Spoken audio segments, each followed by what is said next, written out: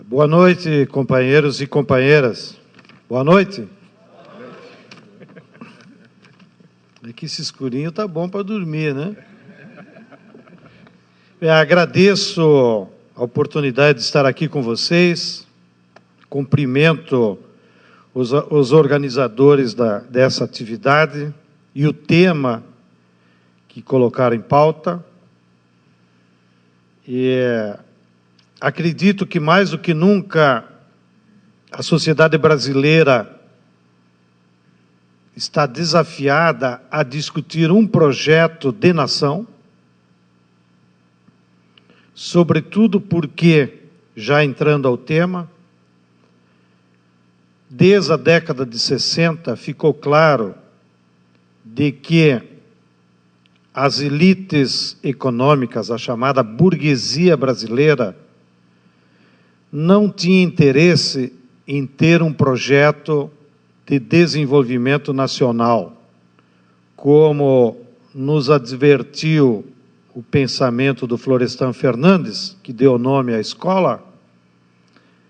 O Brasil nunca teve uma burguesia nacionalista. A burguesia brasileira sempre esteve de costas para os interesses da nação. Ela apenas pensa de acordo com seus interesses da sua conta bancária. E depois o golpe de 64, que acredito o mestre Teotônio vai se referir, foi a comprovação triste de como a burguesia brasileira preferiu se unir com os americanos e impedir a implantação de um projeto de desenvolvimento nacional, que era a proposta das reformas de base representadas pelo governo João Goulart e por aquelas forças que o apoiavam.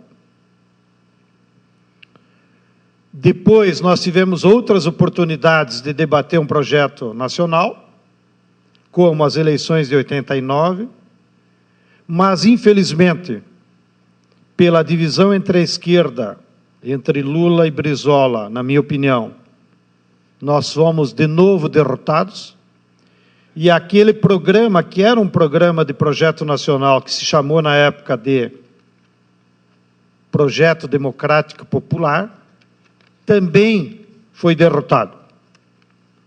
E depois, com a vitória do Lula e da Dilma, não foi uma vitória eleitoral em torno de um projeto de desenvolvimento nacional, que está explícito, claramente, na carta que o Lula assinou ao povo brasileiro, dia 31 de julho de 2002, que hoje, todos sabem, porque eu li numa coluna na Carta Capital, quem esboçou aquela carta foi o Antônio Delfim Neto, que passou para o Antônio Palocci, que virou carta do Lula para instrumento eleitoral e político.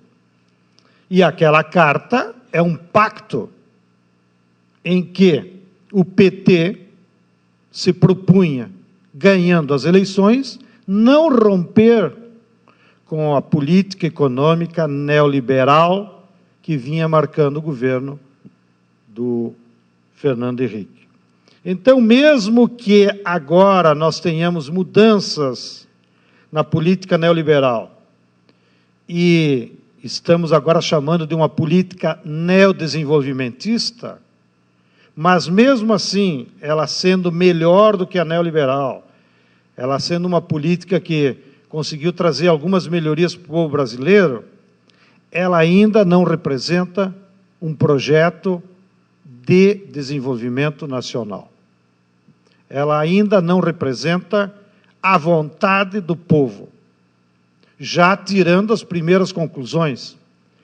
Se nós temos necessidades de um projeto nacional, e se a burguesia brasileira não quer um projeto de nação, logo, só há viabilidade de um projeto de nação nesse país se a classe trabalhadora, se as amplas maioria das forças populares organizadas tiverem capacidade de construir esse projeto, sem a burguesia brasileira. Bem, então esse é o primeiro dilema. nós estamos vivendo um período histórico em que as condições para viabilizar um projeto de desenvolvimento nacional são adversas, sob a égide dos interesses da classe trabalhadora. E por que são difíceis? Porque, na nossa opinião, e eu, sem fugir das minhas responsabilidades pessoais, tenho o compromisso de compartilhar com vocês um pouco o que nós temos debatido nas esferas dos movimentos sociais. Não sei como andam os debates nos partidos políticos, mas me parece que também é muito pobre. Mas nos movimentos sociais, com frequência nós pautamos e debatemos entre nós esse tema de um projeto para o país. E que chamamos, inclusive, esse projeto nacional de projeto popular para o Brasil, para dar a ele um caráter de classe. Ou seja, o Brasil só vai ter um projeto de desenvolvimento nacional se o povo, se a classe trabalhadora construir forças e ideário e programa para isso. Bem, então, voltando aonde tinha parado, esse projeto nacional sob a égide dos interesses do povo, ele vive um período adverso, porque a correlação de forças que nós vivemos nos últimos anos prejudicou a possibilidade de construir forças em torno dele, por alguns fatores históricos, socioeconômicos, que nós avaliamos estão sendo determinados. Primeiro, porque agora nós estamos vivendo um período histórico de domínio do capitalismo hegemonizado pelo capital financeiro e pelas corporações internacionais. Então, se a força maior do capital agora é financeira e transnacional, evidentemente que essa força do capital é pior ainda do que quando a burguesia brasileira tinha um pouco de força. Então, o capitalismo internacional não tem nenhum interesse que os povos, os países, tenham alguma iniciativa de desenvolvimento nacional. Segundo fator que nos prejudica. Houve uma derrota ideológica dos países socialistas na década de 90, e isso trouxe consequências ideológicas para a classe trabalhadora, que antes tinha como um rumo estratégico o socialismo. E que, ao derrumbar o Muro de Berlim e a inviabilidade de que todos nós estamos assistindo, e ninguém de sã consciência acha que possa existir ditadura do proletariado na China e na Rússia, ao contrário, como o próprio Mao previa, a China voltou a ter uma economia de natureza capitalista, e da igual forma a Rússia. Isso afetou ideologicamente a classe trabalhadora do mundo inteiro, e aqui do Brasil, porque nos tirou a possibilidade de um debate de projeto socialista. E, terceiro fator, ao contrário da década de 60, com o governo Goulart, que o governo estimulava o debate do projeto de reformas de base, que o governo tomava a iniciativa de propor o debate na sociedade, hoje nós estamos numa condição que tanto o governo Lula como o governo Dilma são governos de composição de classes, portanto, governos de conciliação política, e não de construção de um projeto da classe trabalhadora. E é por isso que ninguém de sã consciência pode dizer que o governo Lula e Dilma são governos da esquerda. Sequer governo do PT, tem mais de 14 partidos de direita, inclusive, dentro do governo Lula e Dilma. E muito menos um governo da classe trabalhadora. E isso, então, tira força para a construção de um projeto, porque o governo acaba sendo maneteado, como diria o Brizola, por essas condicionantes dele ser um governo de natureza contraditória. Ainda que seja bem melhor do que um governo tipicamente neoliberal, como quer ser o Aécio e como foi o Fernando Henrique. E, por último, nós ainda estamos vivendo um tempo histórico de refluxo do movimento de massa. E aqui uma pequena conceituação. Refluxo do movimento de massa não significa que o povo não lute, ou que não haja luta social. Claro, o povo luta todos os dias, inclusive para sobreviver. Não? Porém, quando a gente fala em ascenso, o refluxo do movimento de massas, é quando são aqueles períodos históricos que a classe trabalhadora tem capacidade de construir força em torno de um projeto. E acumula força e toma ofensiva em relação à burguesia. Não é o caso do período que nós estamos assistindo. Mesmo nas mobilizações da juventude, e nós fizemos um debate logo depois, ano passado, aqui mesmo, nesse teatro, as mobilizações massivas da juventude ano passado não significaram um reascenso do movimento de massas da classe trabalhadora. Eles nem sequer tinham um programa de classe. Não é? Foi positiva as mobilizações? A nossa opinião foi. Mas ainda não chegamos a um período em que a classe trabalhadora toma iniciativa e vai para a ofensiva em termos de mobilização de massa. Então, esses 4 fatores afetam a possibilidade de, nesse período histórico, nós conseguirmos produzir um programa unitário das muitas e diferentes forças populares que possam representar uma alternativa de projeto para o país. Esperamos que, nos próximos anos, essas condicionantes possam ir se alterando, como nos explica a dialética. Evidentemente que o capitalismo financeiro e internacionalizado tem os seus limites, evidentemente que esse programa de governo de conciliação de classe do neodesenvolvimentismo, na minha opinião, já bateu no teto. Ou seja, se a Dilma quer ganhar as eleições, alô Dilma, você que vai ver o nosso YouTube, venha para a esquerda. No centro você vai levar um tufo. Ou seja, uma proposta de neodesenvolvimentismo não representa nenhuma alternativa concreta de mudanças real. Isso o Lula já fez, e foi uma alternativa ao neoliberalismo, mas não representa avançar mais. Então, espero que o próximo governo seja mais à esquerda. Assim como espero que haja um reascenso do movimento de massas dirigido pela classe trabalhadora. Bem, enquanto essas condicionantes não se alteram, o debate que nós precisamos fazer, e para me manter no tempo, para que vocês também tenham a oportunidade de colocar as suas ideias, porque o espírito dos ciclos de debates é ouvir as pessoas, e não é só fazer perguntas, ou vamos ouvir palestrantes. É criar clima de debate que tem tudo a ver com a introdução que você fez, muito bem feita, do que é um projeto nacional. Ou nós constrói coletivamente, pela contribuição das forças populares, das pessoas, dos intelectuais orgânicos, ou não haverá projeto nacional.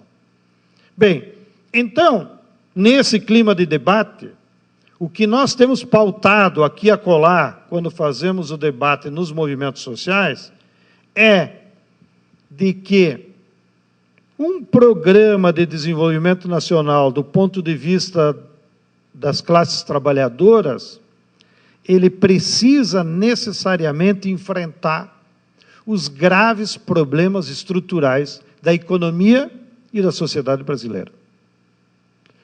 E, portanto, um programa de projeto nacional não é apenas um programa teórico. Essa seria a parte mais fácil de convidar Teotônio e mais 2, 3 boas cabeças e pedir para eles escreverem. Não? É por isso que, inclusive, os programas eleitorais são todos parecidos, porque eles só contratam bons escritores de português e eles te escrevem qualquer mentira, uma mais bonita que a outra, mas que tem só efeito eleitoral. Não representa vontades coletivas e esforços de construção coletiva de um pensamento e de um programa.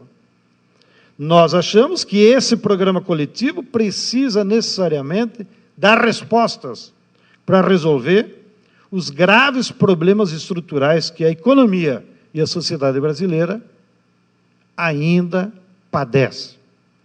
E para citá-los apenas, queria enumerá-los, sem comentários. Primeiro, a concentração da propriedade da terra e agora ampliada para os recursos naturais, para a água, para os minérios. Há uma pequena elite da nossa sociedade que se apropriou desses bens da natureza. E isso coloca um empecilho à possibilidade da construção de uma sociedade democrática, republicana. Já nem estou falando socialista. Então, qualquer programa nacional tem que enfrentar de frente a concentração que está havendo da propriedade desses bens naturais e que afeta toda a sociedade. Segundo problema, a concentração da riqueza.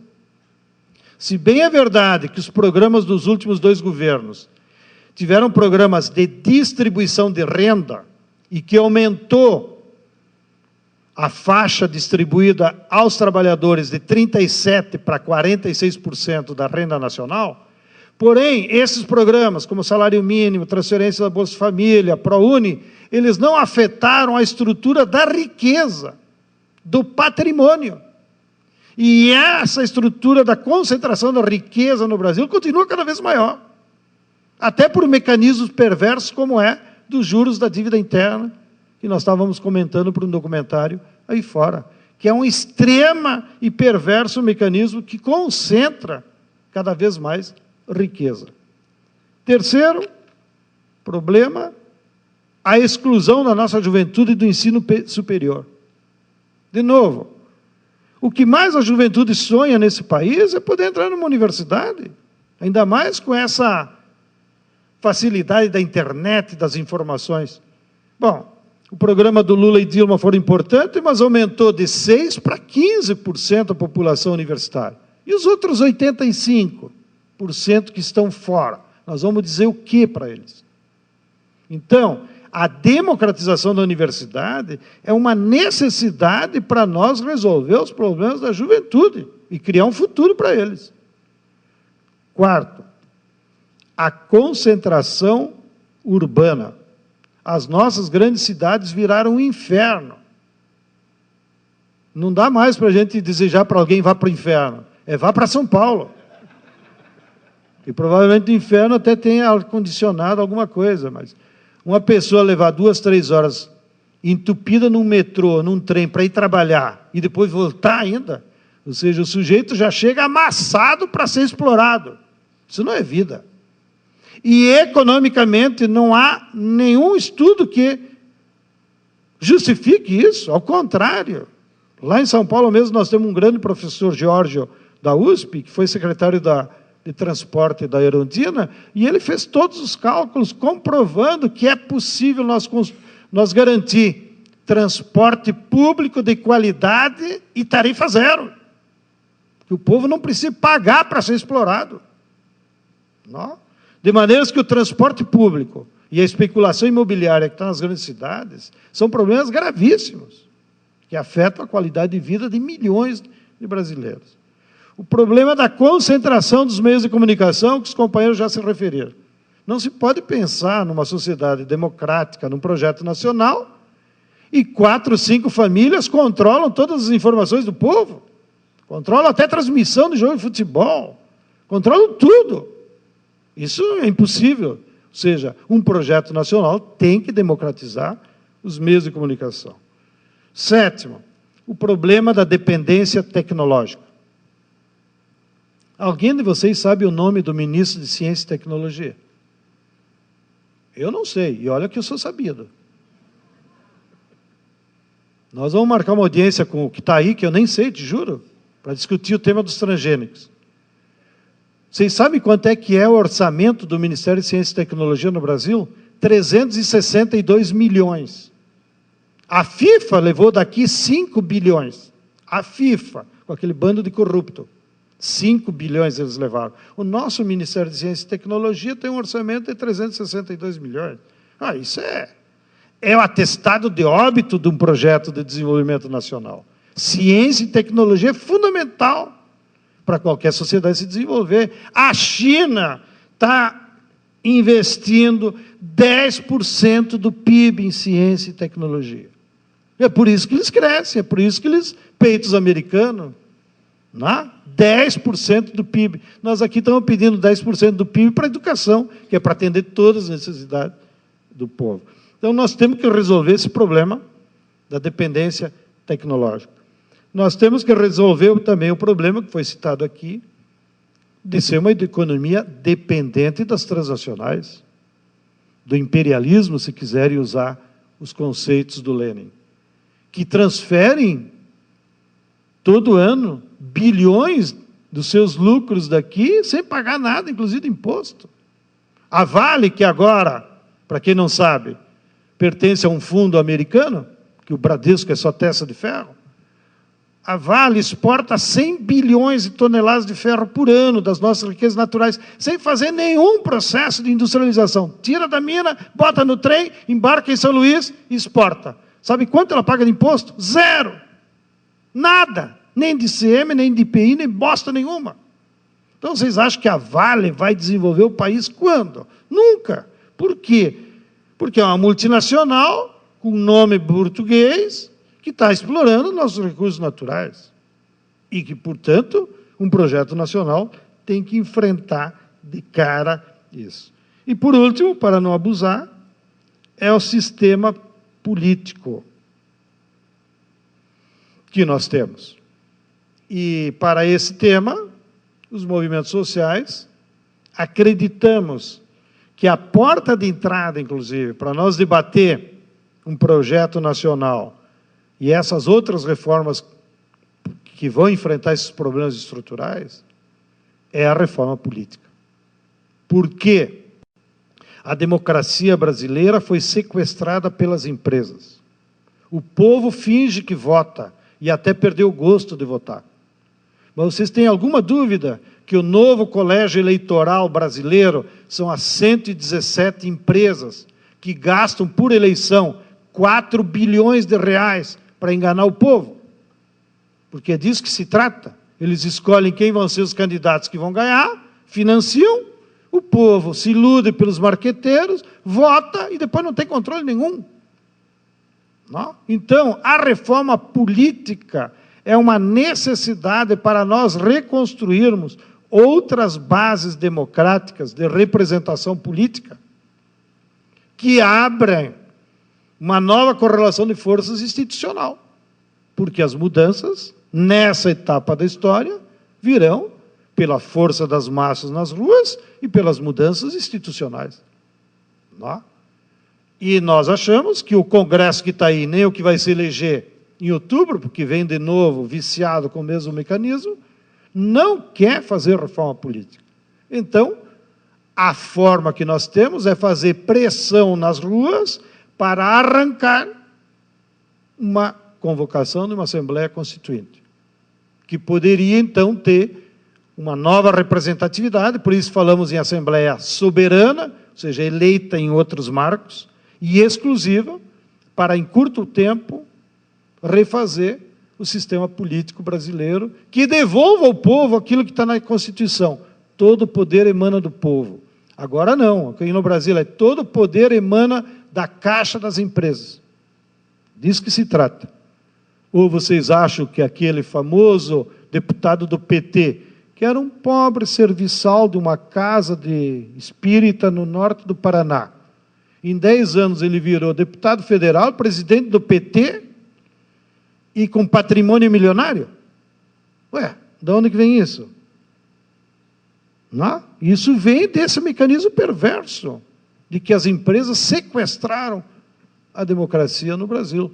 E não é possível nós avançar por caminhos democráticos sem ter uma reforma política, que seria a base, inclusive, para nós podermos discutir esses outros processos que representam um projeto nacional.